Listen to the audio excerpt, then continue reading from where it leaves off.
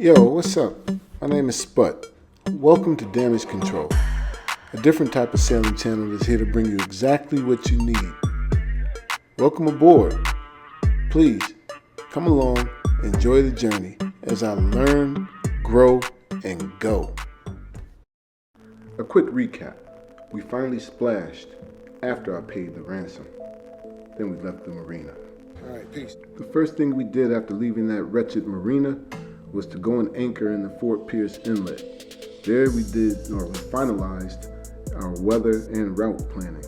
We determined that getting in the Gulf Stream would have us offshore for about 5 days and 16 or 17 hours to get to Norfolk. At this point, we could look at the sky and see that a big storm was coming. So we decided to just chill out, have some lunch, go refuel, and then chill and get the boat ready until 3 in the morning. Yeah, 3 in the morning because we'd have nice, strong, broad-reaching winds that would carry us well offshore. It's our first lunch. Cheers.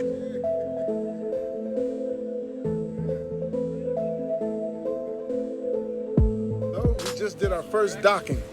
Do you believe that this was our first docking ever? We just picked this boat up, man. Did good. And thank you. Thank you. This is the crew right here. Yeah, we just picked it up from Riverside. Cool. Yeah. And Where's the destination? Virginia. Virginia? Yeah. So hey, yeah, this is the wonderful crew at Pelican Yacht Club. Yacht Club. Yes, yes. They witnessed and helped with my first docking and refuel ever. You go, Daddy. Hey, thank you. Yo, the reason I was so happy about getting the boat docked is because the first time I'd ever driven this boat was when we left Riverside Marina about an hour before. And with winds, current, and $1 million boats all around, man, look, I was just happy to get it done. How do you know you're good with water? All right? Because it starts coming out. Going into the bilge. Ready? Hey, Ron.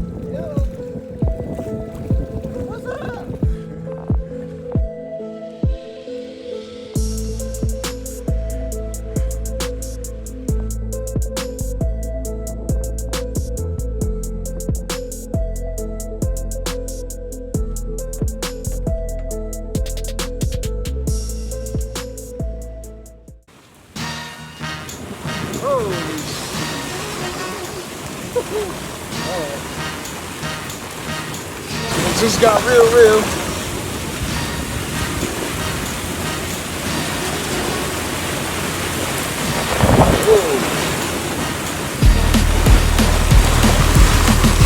Boat's dragging anchor.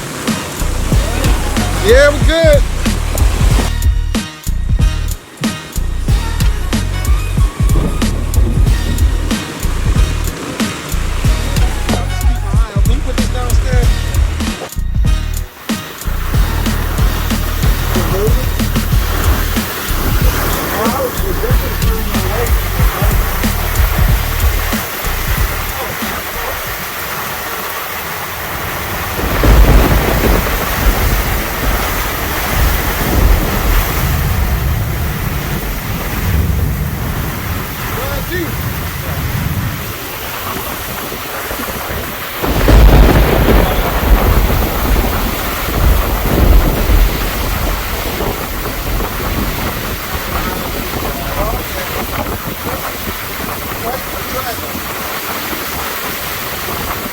Rigging the boat, the jack lines.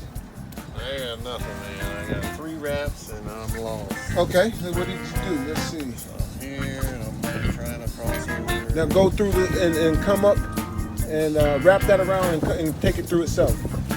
Right down through there. Now you should be able to pull. Let me see. Yeah, is that it? Can I see?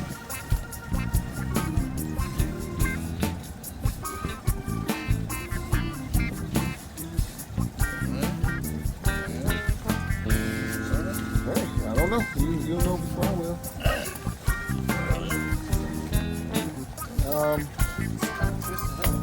Oh yeah, I think it came loose.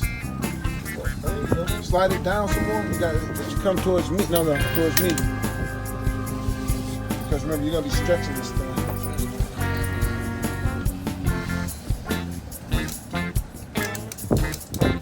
But you're not. This isn't set up. Remember, you gotta go outside. Outside. No. You're gonna be pulling.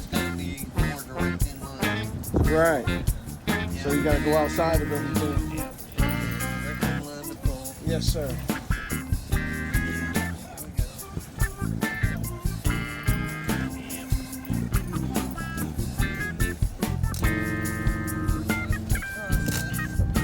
So we're all set up for the night. We have the spotlight on the deck ready. We have jack lines running. From here, on top of everything, all the way up to the most forward cleat. That's on both sides. We have also the double tether.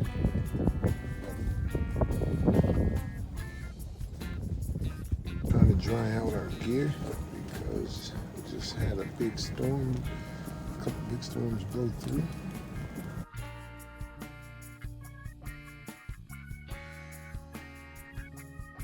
Now it's late, and the crew had gone to bed, but I couldn't sleep.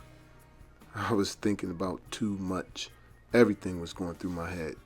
Why are we leaving at 3 a.m.? I'd never been out of this inlet before in my life. I'd never been on this boat before. I don't know. There's a lot to think about.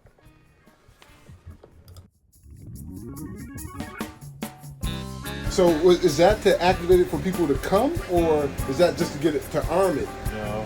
Oh, so how do we stop it? I don't know. Oh, shit. I mean, how It's an does April it? Fool's joke, right? No, I wish. Deactivation, page 9. We found deactivation on page 9. To deactivate, accidentally press the on key for 1 second until the indicator LED flashes red twice. Alright. Alright, it's flashing red twice, right? No, it's still Release, flashing. Rewind the antenna using the knob on the top of the E-perb.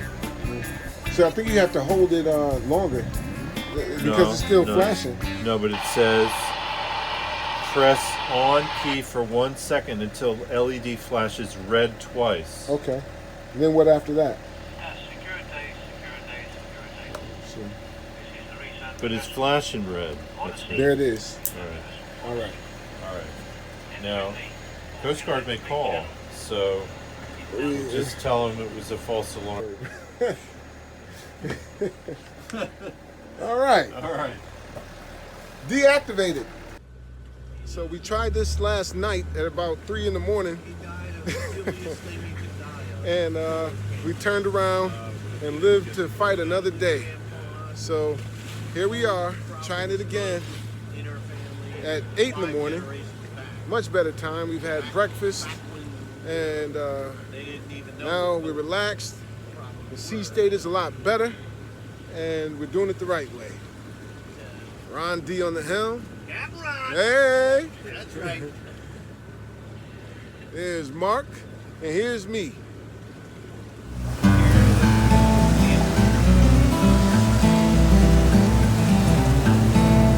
Exiting the Fort Pierce Inlet. Right there is the Atlantic Ocean.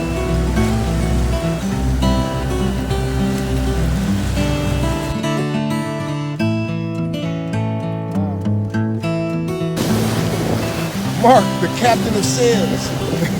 we got the interstacial flying. Thanks to Mark. Full cutter rig right now.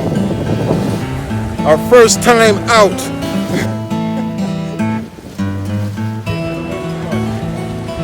Alright. It's falling off a little.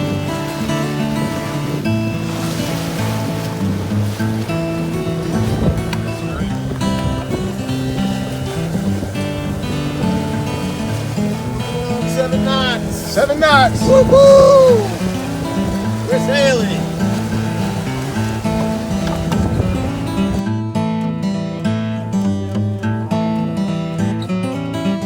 Yeah, and And what it was with the main, seriously, that green reef line, it just kept hanging up. And even though it looked free to run right here, it was hanging up right there at the mast. And when I tried to pull it, it was tight. But once we got it loose, I was able to get it up. 7.5, gentlemen. Hey, She's falling in her groove. hey. All right. Congratulations, my friend. Thank you, sir. Thank you. Thank you. Thank you both. Thank you both. I was feeling like this. Once the wind died, we motored for about 4 hours until this happened. Our resident diesel mechanic here. The engine quit. Don't put me on the spot. It just coughed. Well, you're the best we got, man. Flop around here. But turn towards Sebastian, and that'll get you pointed toward the course. I mean, towards your course still, but more on course to Sebastian. You know what I'm saying? So do you want to loosen your sails and turn them around? No, let's see where the wind is. I think you have to turn it right. Since we didn't know why the engine kept stalling, and we had only gone about 20 miles, I decided to use the best $200 that I've ever spent and sail back towards Fort Pierce. Once we were within 7 miles, we called Boat US and got towed on in. Being towed right now. It's one of those days. All right. You mind handing me that beer? Yep. But we got to change that name. Yes. I think that. That fellow rope thing is not a good thing. Foul rope thing is done.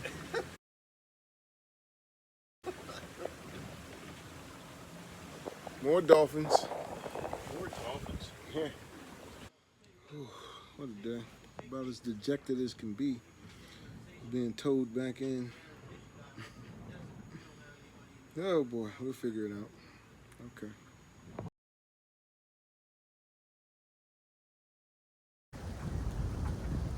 All right, we got towed back to the city dock and dumped off here until we can find some repairs. So we've been on the phone looking for facilities. Everybody's full. Mechanics, everybody's busy. It's a Sunday, so not much luck. A trimaran. There it is. Alright, so fresh and so clean after my shower. Change of clothes and the brushing of the teeth. Yep, feeling better. Gotta wait and see what happens tomorrow with the mechanics and see what it takes to get a mechanic in here as quickly as possible and get us back on the sea. My crew can't stay too long because they had prior obligations and they only took 2 weeks for this, and it's supposed to be a week trip. So if there's too much of a delay, they're gonna have to fly back. And I'm gonna have to figure it out. Not really worried. Things always work out. So you'll see me in Virginia with this boat soon.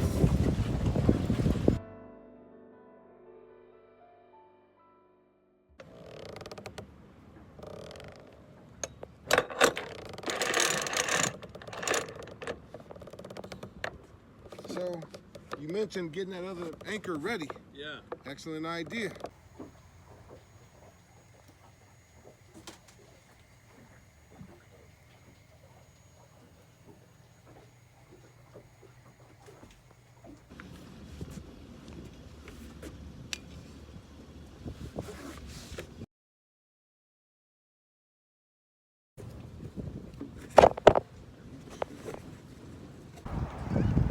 So right now, I'm seeing just how far out the boom goes as we anticipate some downwind sailing. And yeah, I'm trying to see how to rig a preventer before we even need a preventer. The winds are calm, and this is a good time to practice when we're tied up to the dock and not going anywhere. So that's what I'm doing. 2 days later, a diesel mechanic showed up. He showed me how to clean the algae out of the filters.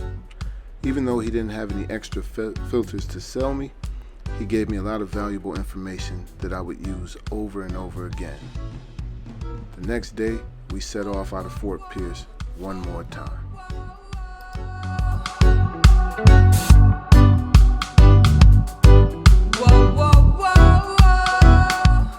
This day had no wind, so we motored.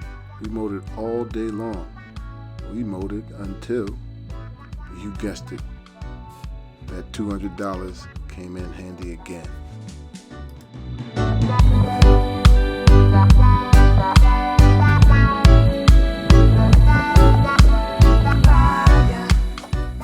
The closest inlet we could get into was Cape Canaveral.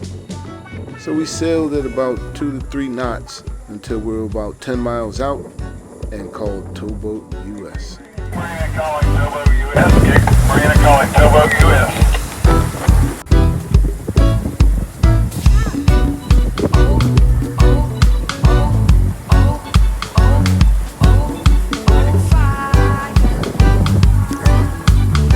Oh shit.